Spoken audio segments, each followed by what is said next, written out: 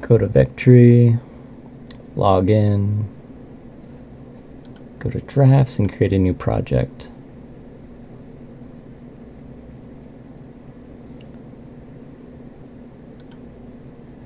I'm just going to add a cylinder, make it a little bit smaller from the top, add a couple more radius segments.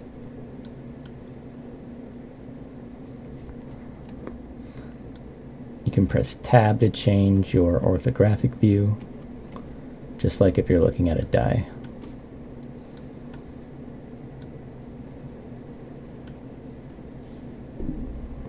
Convert to geometry, sphere, go into edit mode, bake our sphere, tab to go into orthographic view, and we can push M or just go over here to select and click marquee select. I'm going to get rid of all this. Reset my gizmo to go to the center of my object that I'm working with. And then place it right there.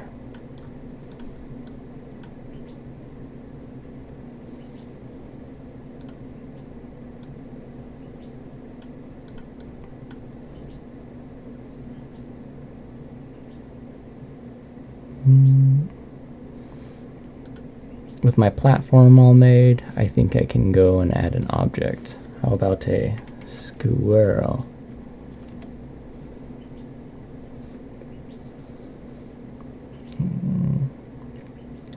I like this one. How about this? If you ever run into this while importing objects, it means that it's too big or too small for your scene, so you can just click Fit Object, and then it'll teleport it over here. So we're going to, with our object selected, gizmo to center, we'll go into our orthographic view, and we'll see how far away from our scene we actually are. And then we're just going to drag it down just so it goes boop, right onto our scene. We're still a little bit far this way.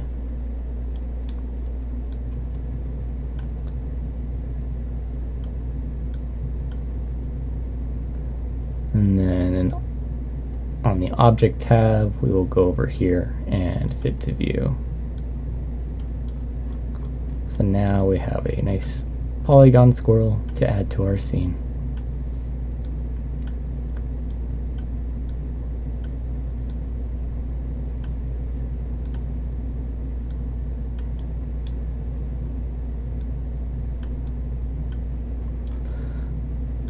And so the squirrel seems kind of lonely. Let's give him something to eat. A nut. Bingo, acorns. Same problem. Now we have acorns all the way over here. And unfortunately, with whatever happens, this is the only way you can just drag it all the way down.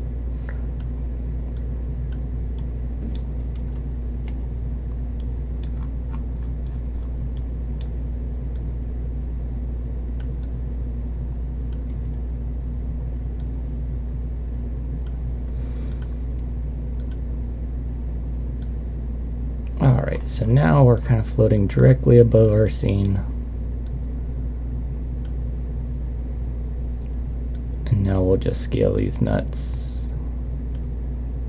so they fit.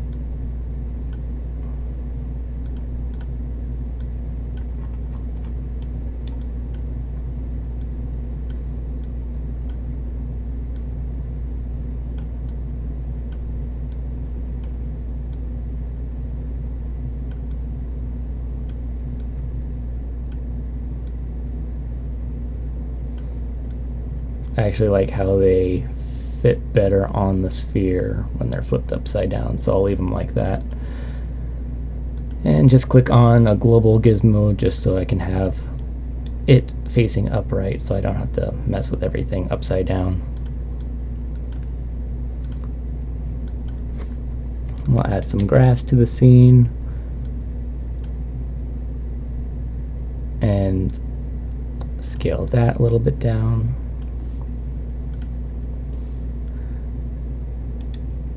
We can go to our object menu and just duplicate it, or push Control D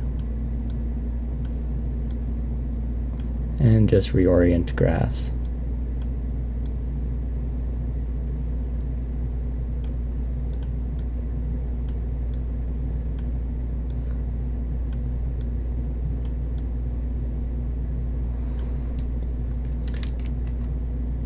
I just push Control D, so now I have a third piece of grass. If you ever mess up, just push Control Z, and that'll take you a step back.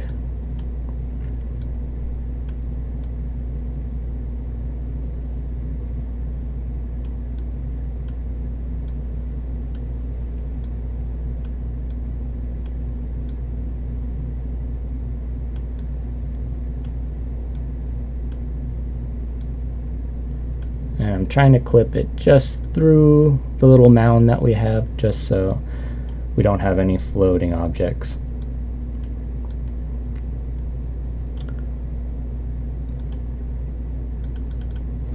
Look up some dirt. Maybe a little earthworm. That's a nice touch too, because that's on the floor also. Keep original. Okay.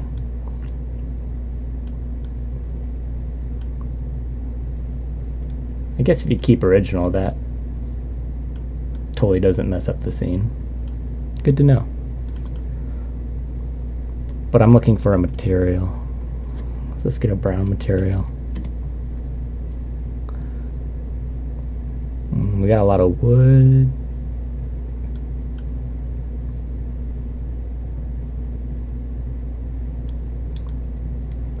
Looks kind of like mud. I like it.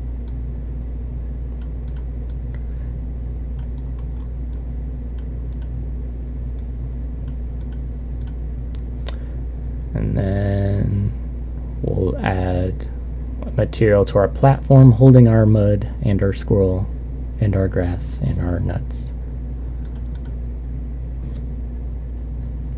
We can go back here to collections, wood.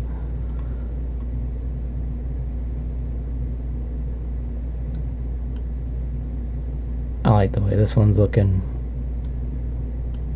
Just kidding, maybe this one. There we go. So it's a nice little scene with the squirrel. And if you wanted to make a background,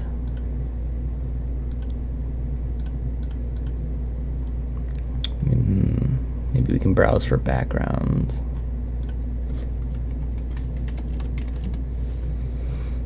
Here we go. How about this one? So with the background, it's just a big bunch of walls, just so you can have it enclosed in your scene. It's not an empty void. But I'm not sure how much I like this. I will just get rid of it. And you can add material to your backgrounds if you so choose. This one I think I'm just going to leave it as,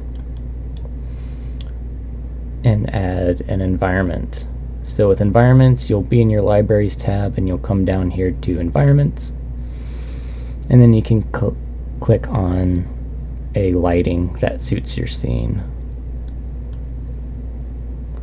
and it will change it to be that and give it a different mood.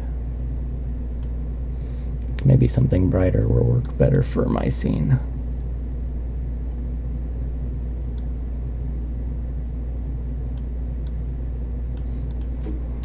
Okay, I kind of like this one. I'm going to add just a little bit more grass because we feel a little barren.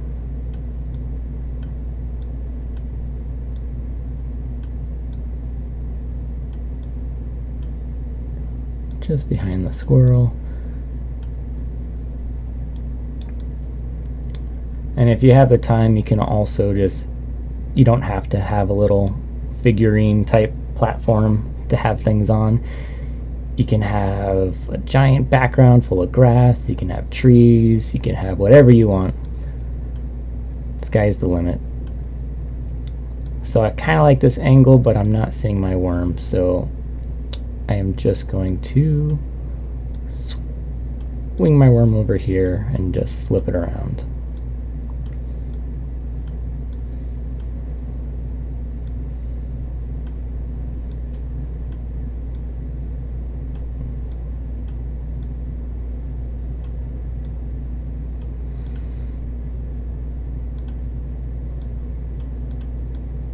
Much better. So if you're looking at your scene and you have something you want to frame, like I think this is just perfect, you'll go to Object, and then under Camera you will just click the camera button, and that'll take your entire scene and frame it without the camera selected. So if you click on one of your other objects, we'll just do grass, you can see our camera grade, not a gradient, graph.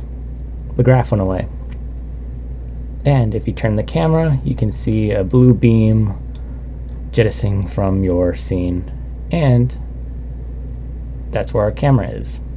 If you ever want to go back to what you framed, you click on your camera here in the Object menu, and then you can click Camera View. Now you're ready to save it. Up here you go to Render. Depending if you have a Windows PC or a Mac, you can do Photon Beta. If you are still on Chromebook, you can just do Instant, set your quality, and then you can start a preview to see how it is, and it'll render it. And then you can download down here. I hope you guys make something fantastic.